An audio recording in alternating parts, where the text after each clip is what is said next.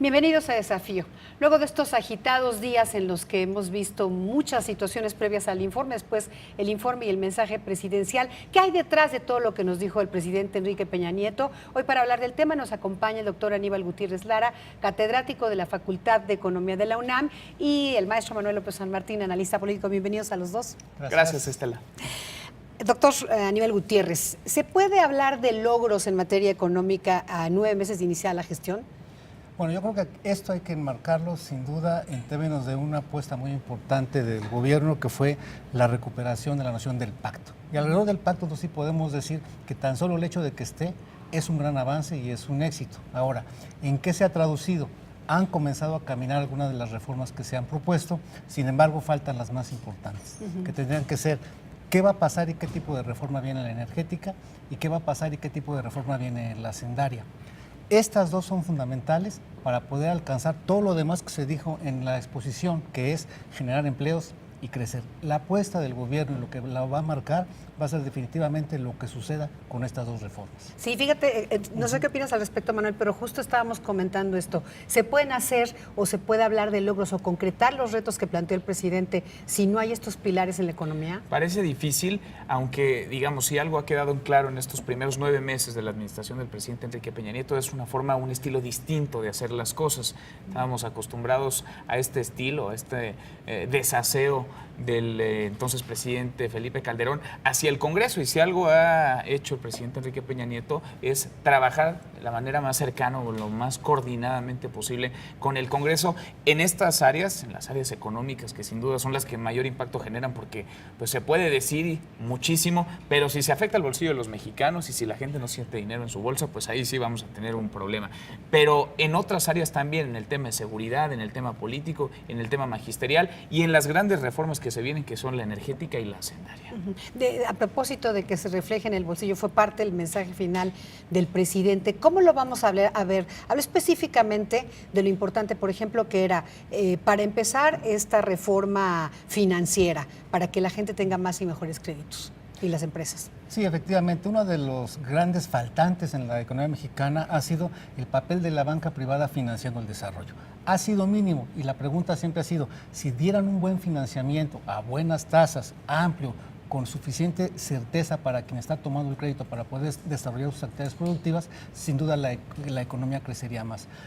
Parte de este olvido fue el rezago que tuvo la banca de desarrollo, que en algún momento la tomaron, la dejaron en el rincón. Hoy vemos que parte de la reforma financiera parte de recuperar el papel de la banca de desarrollo y a través de ahí lograr estos financiamientos. Decía en su mensaje, apoyo a la micro y pequeña empresa, a los emprendedores que son los que están generando empleo. Efectivamente, el apoyo tiene que pasar por el sector financiero y el papel que hoy se propone es formaliza tu forma de actuar en la economía y en automático vas a tener acceso a crédito y financiamiento. Entonces amarra dos elementos, formalizar la economía y otorgarles financiamiento. Pero por el otro lado, también tendría que verse de qué manera el tratamiento fiscal a este grupo de la población que entra a la economía se va a modificar, va a permanecer igual, qué va a pasar con la reforma hacendaria. Sin duda, hoy la gran apuesta es, si logras formalizar a la economía, les vas a dar financiamiento, ¿de qué manera vas a hacer que no la limite una carga fiscal excesiva? Claro, vamos a entrar a la hacendaria, pero bueno, la Cruzada Nacional contra el Hambre, Manuel, también fue clave en el mensaje. Así es, el presidente habló de estos primeros logros, que él los enmarcó así en este mensaje, y de los retos que están por delante en la Cruzada Nacional contra el Hambre. Cruzada que busca, y lo sabemos bien, pues tratar de que se limite o de que se termine con la pobreza extrema, con la pobreza alimentaria, que es la que más lastima. En este rubro y en este sentido, y volvemos al tema económico, si no se generan, digamos, los incentivos para que haya una mayor inversión, si no se apoya al pequeño, al mediano productor con créditos para que pueda apostar por su negocio, para que pueda, pues, primero cubrir sus necesidades más inmediatas y después las de su comunidad, pues podrán tener el nombre que quieran estos programas asistenciales, pero a final de cuentas pues no derivarán en nada o serán un parche únicamente, cubrir una necesidad urgente, pero no derivarán en un logro a mediano o largo plazo. Quizá la Cruzada sea un buen incentivo, sea un buen programa, pero tendrá que venir acompañado necesariamente de otras políticas de gobierno que puedan incentivar el desarrollo comunitario en términos rurales, pero también urbanos, porque la pobreza alimentaria pues está no nada más en el campo mexicano, también está en las grandes ciudades, en los cinturones de pobreza que se han dejado extender y que han ido creciendo al paso de los años. Bueno, de hecho, en ese mismo sentido habló de la reforma sendaria, que era necesaria para educación, la seguridad social universal, etcétera. ¿Qué va a ocurrir? Porque esta reforma, digamos que la energética ya está ahí prácticamente en la mesa, pero la sendaria todavía no ha sido presentada. No, aquí lo que tenemos que ver es que, como se acaba de señalar, es muy importante la parte de que él tomó como eje de México incluyente, porque afirma una nueva política social vinculada a derechos que están en la Constitución. Entonces, en la Constitución tenemos alimentación, salud, agua, y dentro de este esquema, la seguridad social universal. Esa seguridad social universal no la va a poder proporcionar el gobierno si no tiene un sustento financiero. Y la consolidación precisamente del combate al hambre y combate a la pobreza extrema no va a caminar si no se les dota de capacidades para que detonen proyectos productivos, actividades económicas que les generen de manera permanente un ingreso monetario y no monetario a estas familias.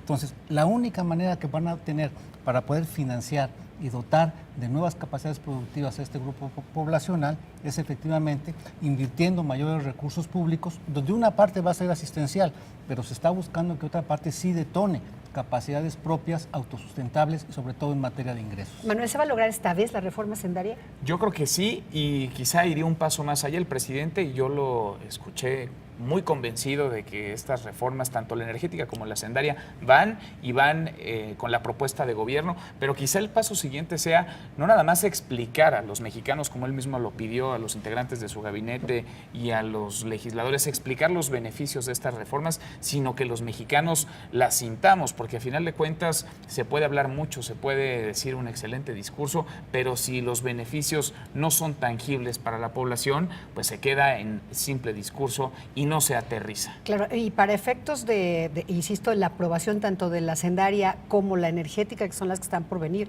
cuentan los antecedentes de la aprobación de la Ley de Servicio Profesional Docente. Al final se aprueba con ciertas modificaciones, doctor Gutiérrez. Sí, efectivamente, es parte de las bondades de este esquema que se señalaba en términos de tener capacidad para concertar, para negociar, para sentarse con las principales fuerzas políticas, por un lado, y por el otro, de poder procesar dentro del legislativo este tipo de reformas. Eso se está viendo, está funcionando. Ahora, aquí el tema es, si una vez que esto se aprueba, habrá la capacidad para operar ya en corto, en los procesos ya concretos de definiciones de gasto público, de inversión, de operación, para que se concreten en algo y pronto lo podamos resentir en los bolsillos. O sea, ese es otro de los puntos. O sea, podemos tener las mejores reformas, las mejores intenciones y pueden quedar plasmadas en la ley.